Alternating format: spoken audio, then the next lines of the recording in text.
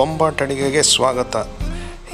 ಈ ಥರ ಪಲಾವ್ ಮನೇಲಿ ಆಗಂಗಿದ್ರೆ ಹೋಟ್ಲ್ ಯಾಕ್ರಿ ನಮಗೆ. ಬನ್ನಿ ಈ ಬೊಂಬಾಟ್ ಪಲಾವ್ನ ಹೇಗೆ ಮಾಡೋದು ಅಂತ ನೋಡೋಣ.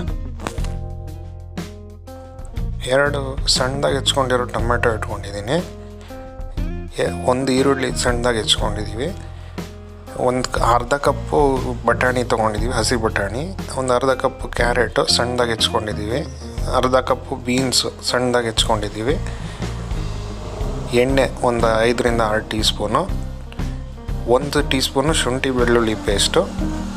ಉಪ್ಪು ರುಚಿಗೆ ತಕ್ಕನಂಗೆ. ಅರ್ಧ ಟೀ ಸ್ಪೂನು ಅರಿಶಿಣದ ಪುಡಿ. ಪಲಾವ್ ಎಲೆ 2 ತೊಗೊಂಡಿದ್ದೀವಿ. ಸ್ವಲ್ಪ ಕಲ್ಲುವ ತೊಗೊಂಡಿದ್ದೀವಿ. 1 ಸ್ಟಾರ್ ತೊಗೊಂಡಿದ್ದೀವಿ. 2 ಏಲಕ್ಕಿ, 3 ಲವಂಗ, 2 ಪೀಸ್ ಚಕ್ಕೆ ಮತ್ತು 1 ಕಪ್ಪಲ್ಲಿ ರೈಸ್ ತೊಗೊಂಡಿದ್ದೀವಿ. ಇದರಲ್ಲಿ 1 ಕೈ ಹಿಡಿ ಪುದೀನ, 1 ಕೈ ಹಿಡಿ ಕೊತ್ತಂಬರಿ ಸೊಪ್ಪು ಮತ್ತು 2 ಹಸಿಮೆಣಸಿನ್ಕಾಯಿ ತೊಗೊಂಡಿದ್ದೀವಿ. 3 ಹಸಿಮೆಣಸಿನ್ಕಾಯಿ ಮತ್ತು 1 ಕೈ ಹಿಡಿ ಪುದೀನ ಮತ್ತು 1 ಕೈ ಹಿಡಿ ಕೊತ್ತಂಬರಿ ಸೊಪ್ಪು ಇದನ್ನು ಹಾಕ್ಕೊಂಡು ಮಿಕ್ಸಿ ಜಾರಲ್ಲಿ ನುಣ್ಣಗೆ ರುಬ್ಕೊಂಬಿಡಿ.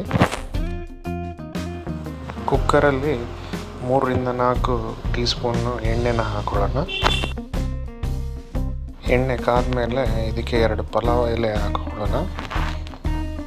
3 ಲವಂಗನ ಸೇರಿಸ್ಕೊಳ್ಳೋಣ. 1 ಸ್ಟಾರ್, 2 ಚಕ್ಕೆ ಮತ್ತು ಸ್ವಲ್ಪ ಕಲ್ಲುವ, 2 ಏಲಕ್ಕಿ ಮತ್ತು ಸಣ್ಣದಾಗಿ ಹೆಚ್ಕೊಂಡಿರೋ ಈರುಳ್ಳಿನ ಹಾಕಿ ಚೆನ್ನಾಗಿ ಸ್ವಲ್ಪ ಫ್ರೈ ಮಾಡ್ಕೊಳ್ಳೋಣ.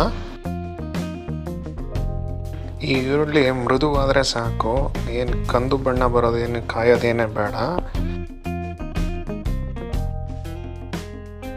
ಇವಾಗ ಇದಕ್ಕೆ ಶುಂಠಿ ಬೆಳ್ಳುಳ್ಳಿ ಪೇಸ್ಟ್ 1 ಟೀ ಸ್ಪೂನ್ ಸೇರಿಸ್ಕೊಳ್ಳೋಣ.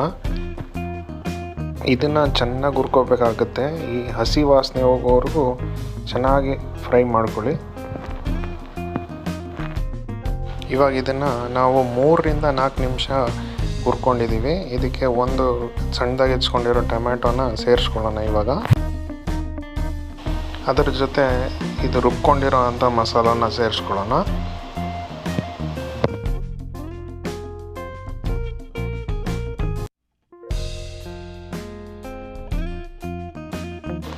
ಮಸಾಲೆ ಸೇರಿಸ್ಕೊಂಡಾದ್ಮೇಲೆ ಇದನ್ನು 2 ರಿಂದ 3 ನಿಮಿಷ ಚೆನ್ನಾಗಿ ಫ್ರೈ ಮಾಡ್ಕೊಳ್ಳಿ.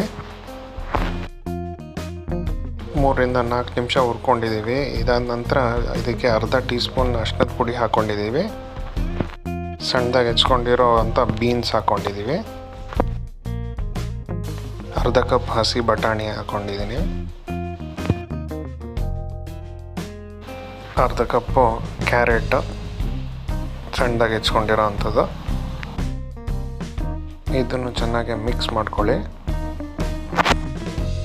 ಚೆನ್ನಾಗಿ ಮಿಕ್ಸ್ ಆದಮೇಲೆ ಇದಕ್ಕೆ 2 ಕಪ್ಪಷ್ಟು ನೀರು ಸೇರಿಸ್ಕೊಳ್ಳಿ.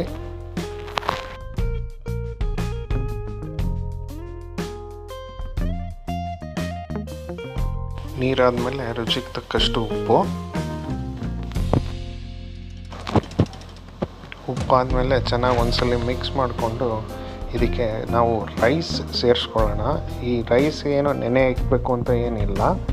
ಇದನ್ನು ಚೆನ್ನಾಗಿ ತೊಳ್ಕೊಂಡು 1 ಕಪ್ಪು ಸೋನಾ ಮಸೂರಿ ರೈಸ್ ನಾನು ಯೂಸ್ ಮಾಡಿರೋದು. 1 ಕಪ್ ಸೋನಾ ಮಸೂರಿ ರೈಸ್ ಇದಕ್ಕೆ ಸೇರಿಸ್ಕೊಂಬಿಡೋಣ. ಚೆನ್ನಾಗಿ ಒಂದ್ಸಲ ಮಿಕ್ಸ್ ಮಾಡಿಕೊಂಡು ಇದನ್ನು ಕುಕ್ಕರ್ ಮುಚ್ಚಳ ಹಾಕಿ 2 ವಿಸಿಲ್ ತೆಗಿಯೋಣ. ಅದಾದಮೇಲೆ 10 ನಿಮಿಷ ಕುಕ್ಕರಲ್ಲಿ ಇರಲಿ. ಎಲ್ಲ ಪ್ರೆಷರೆಲ್ಲ ಕೆಳಗಡೆ ಇಳಿದಾದ್ಮೇಲೆ ಆಮೇಲೆ ಓಪನ್ ಮಾಡ್ಕೊಳ್ಳೋಣ.